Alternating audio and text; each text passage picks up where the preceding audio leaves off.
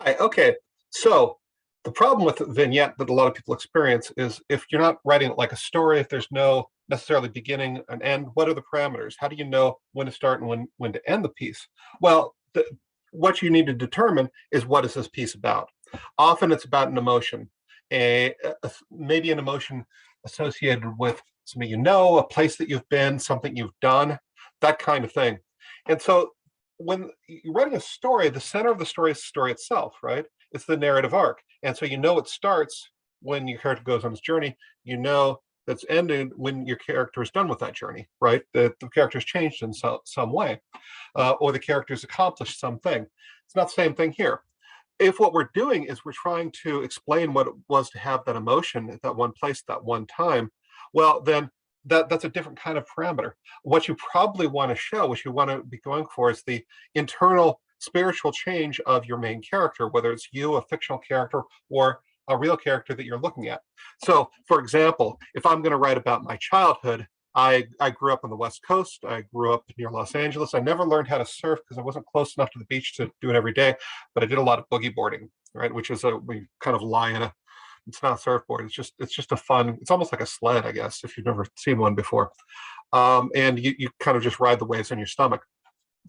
So I did a lot of boogie boarding, right? And I had people from other parts of the country who knew me who'd never done that before, and I want to describe what that's like. So I want to describe the profound emotional effect it had on me, because it's not just a thrill ride, right? You are harnessing all of nature, and there's something you have to be in conjunction with nature in order to do it right. You have to hit the wave right. You have to understand what the wave is doing.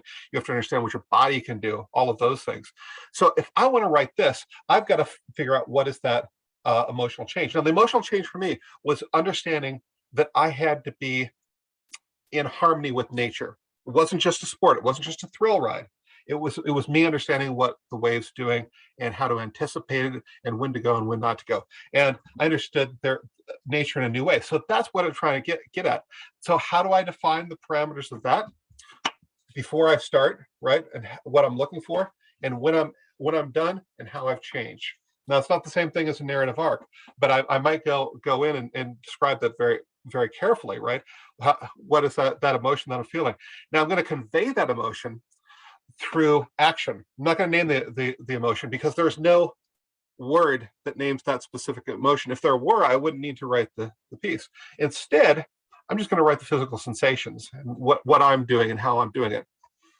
I'm going to try to get some sort of thing that I come back to again and again. This is going to be a clincher detail. It's a clincher detail. Now, clincher detail is the detail that captures and sums up the experience, right? So, for example, if you have a character going into say it's a detective novel, a detective goes into a bar.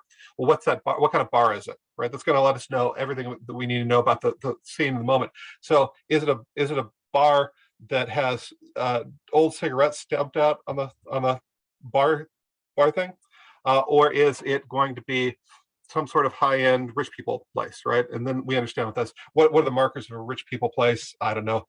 Nice stemware, nice drinks, people chatting, very maybe a musician in the corner. That might be it, right? That might be our clincher detail. What kind of musician is in the corner? Now, for my story about boogie boarding, my clincher detail probably is going to be the smell, right? It's overwhelming when you're on the water, actually on the water. The smell of the ocean. Maybe it's the seaweed. Maybe it's some of the people out there, right? I think it probably is going to be for me the sand and the way the interaction between the waves and the sand. I start with the sand. I go out to the beach. I turn around and look at the sand as I'm waiting for the wave to come behind me, and then I'm going toward the sand. So the sand comes back again and again. This is not only a clincher detail because it helps to sum up everything, but it's also what we call an objective correlative. And I'll write both of these in the next slide. An objective correlative is the one thing that we return to again and again and again, very often a clincher detail, that helps us see how the character grows, right?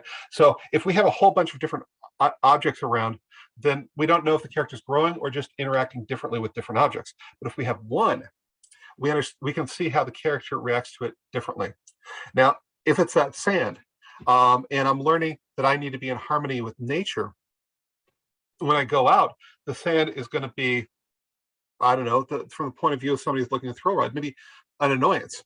As I come back, I'm real now. The sand is something that affects the wave differently, really. So it's not just water; it's the interaction between water and sand, and I understand that because I have grown as a character.